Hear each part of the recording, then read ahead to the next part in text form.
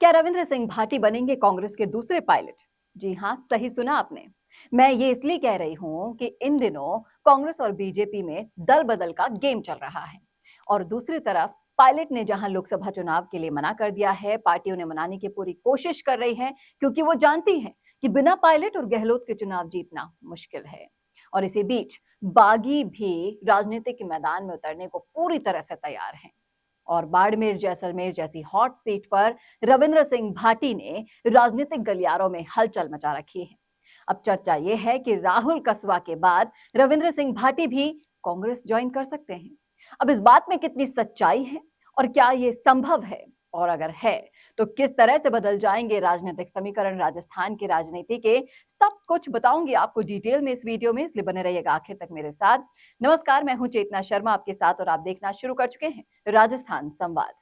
जहां एक तरफ लालचंद कटारिया, राजेंद्र यादव, बृजपाल और विजयपाल मिर्धा जैसे बड़े बड़े कांग्रेसी नेता बीजेपी को ज्वाइन कर कर बैठ गए हैं, वहीं दूसरी तरफ जिस तरह से बीजेपी ने जाट वोट बैंक को साधने की कोशिश की है और कांग्रेस में सेंध लगाई है, दूसरी तरफ राजस्थान की शिव विधानसभा से निर्दलीय युवा विधायक रविंद्र सिंह भाटी ने लोकसभा चुनावों को लेकर जोर शोर से तैयारियां शुरू कर दी हैं, जिसको देखकर राजनीतिक पार्टियों का सियासी ब्लड प्रेशर हाई होने लगा है।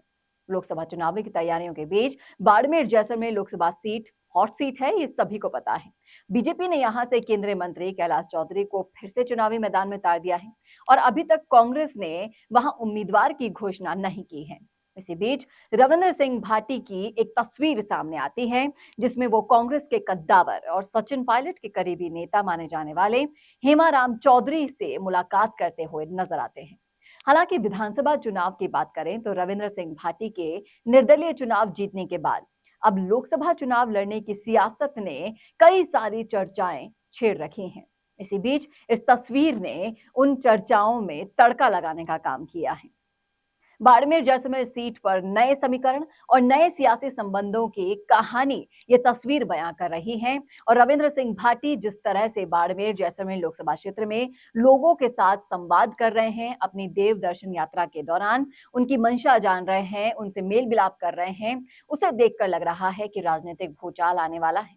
हालांकि उन्होंने एक क्वेश्चन के आंसर में अभी कहा था बड़े ही सधे हुए अंदाज में कि बीजेपी से भी बातें चल रही हैं, लेकिन अब ऐसा सुनने में आ रहा है और इस पिक्चर को देखने के बाद जो तस्वीर साफ हो रही है वो ये है कि हो सकता है कि राहुल कसवा जैसे कांग्रेस ज्वाइन कर लिए हैं, वैसे ही रविंद्र सिंह भाटी भी कांग्रेस में जाएं। अब शिव विधानसभा से बीजेपी का टिकट उन्होंने मांगा था विधानसभा में, उन्हें टिकट नहीं मिला। नाराजगी उन्होंने भी दिखाई और पार्टी से बगावत होकर निर्दलीय चुनाव लड़ा और बड़ी बंपर जीत हासिल की। लेकिन अब लोकसभा चुनाव है, कांग्रेस और बीजेपी दोनों के उम्मीदवारों को पटखनी देते हुए विधानसभा सीट पर उन्होंने कब्जा विधानसभा में तो कर लिया और बाड़मेर क्षेत्र में उनका काफी ज्यादा प्रभाव माना जाता है और इसके अलावा युवाओं में उनका गजब की क्रेज देखने को मिल रहा है और सोशल मीडिया उन पे लाखों फॉलोवर्स उनके बढ़ते जा रहे हैं। उनकी एक आवाज पर चलने को तैयार रहते हैं उनके फैन फॉलोवर्स, बिल्कुल सचिन पायलट की तरह। अब निर्दलीय चुनाव लड़ने की चर्चाओं से दोनों ही राजनीतिक दलों की चिंता उनकी बढ़ गई है, लेकिन हेमाराम चौधरी से उनकी मुलाकात की ये तस्वीर जो है वो नई कहानी बयां कर रही है, जिसे देखकर बीजेपी का टेंशन में आना लाजमी है। वहीं दूसरी तरफ चर्चाएं जो चल उठी है कि राहुल कसवा के बाद सचिन पायलट की टीम में अब एक और युवा शामिल होने जा रहा है। कांग्रेस की युवा टीम अब धीरे धीरे बड़ी हो रही है।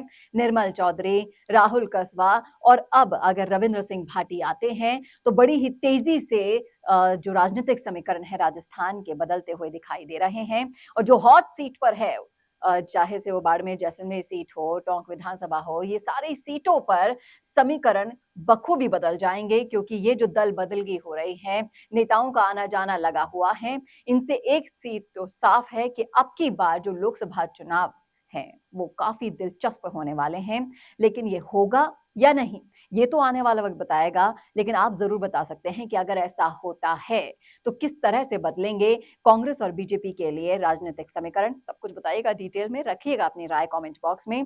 कैसा लगा वीडियो ये जरूर बताइएगा और ऐसे ही और वीडियोस के लिए देखते रहिए राजस्थान संवाद। नमस्कार। कोरोना सोलटेक क्वालिटी, डेडिकेशन और कस्टमर सेटिस्फेक्शन को प्रायोरिटी पर रखते हुए हर इंडस्ट्री की इलेक्ट्रिसिटी में कॉस्ट सेविंग कराने और उन्हें रिन्यूएबल एनर्जी की ताकत देने के लिए लगातार काम कर रहा है। क्योंकि कोरोना सोलटेक में हमारा मानना है कि देश के रिसोर्सेज को सस्टेनेबल बनाने के लिए जरूरी है कि हम सबका उसमें बड़ा कंट्रीब्यूशन हो। इसीलिए सोलर प्रोजेक्ट्स की टाइमली डिलीवरी करते हुए एक पार्टनर की तरह आपकी इंडस्ट्री को हम अपडेट करते हैं और हमेशा आपकी सर्विस के लिए तत्पर रहते हुए सोलर एनर्जी का पूरा पोटेंशियल आपको मिले, इसी दिशा में काम करते हैं।